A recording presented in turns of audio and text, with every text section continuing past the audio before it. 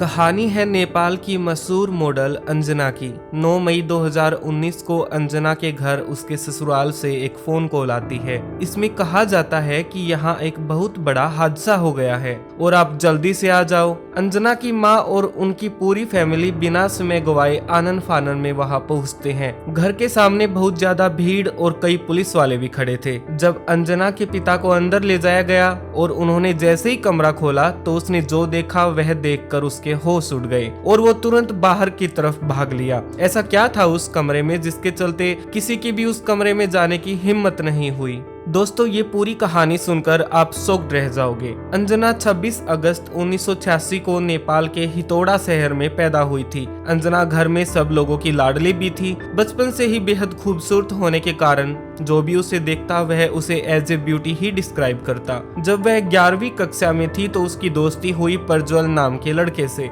ये बेहद होशियार और सबसे प्यार से पेश आने वाला लड़का था। करीब 2 साल साथ बिताने के बाद दोनों में प्यार हो गया।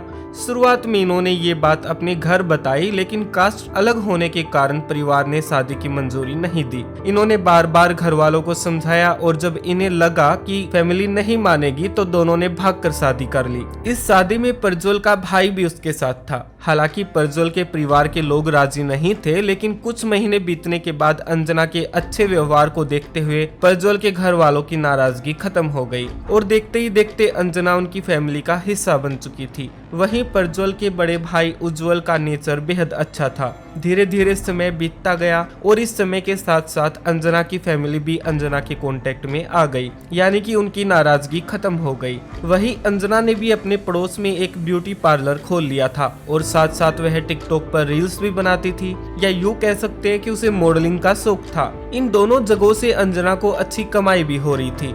वहीं प्रज्वल के भाई उज्जवल की भी शादी हो गई। उज्जवल की जहां शादी हुई थी वो सेम कास्ट में था, जबकि फैमिली में सिर्फ अंजना ही अलग कास्ट से थी। उज्जवल की पत्नी बार बार अंजना की घर पर शिकायत करती और परिवार के लोगों के अक्सर कान भरती थी, जिसके चलते अंजना को रूडली ट्रीट किए जाने लगा। अच्छी कमाई के चलते अंजना और प्रज्वल ने डिसाइड किया कि वो कनाडा शिफ्ट हो जाएंगे।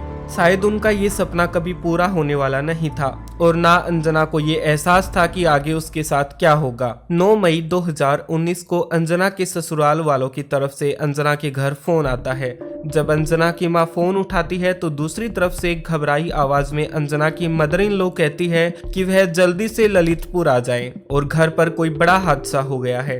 अंजना की फैमिली ने तुरंत बेटी के हस्बैंड यानी कि प्रज्वल को फोन किया, मगर उसने भी यही बात कही कि आप जल्दी से घर आ जाइए। ललितपुर से हितोड़ा की दूरी लगभग 100 किलोमीटर है, लेकिन ट्रैफिक ज्यादा होने के चलते वो रात को 10 बजे ललितपुर पहुंचे, जहां उन्होंने देखा कि घर के बाहर बहुत ज्यादा भीड़ लगी हुई है। इस भीड़ में कई पुलिस वाले भी मौजूद थे। अब अंजना के पिता बेहद डर गए थे। उनके मन में हजारों सवाल थे कि क्या हुआ होगा। तभी एक पुलिस वाले अंजना के पिता को घर के अंदर चलने के लिए कहता है।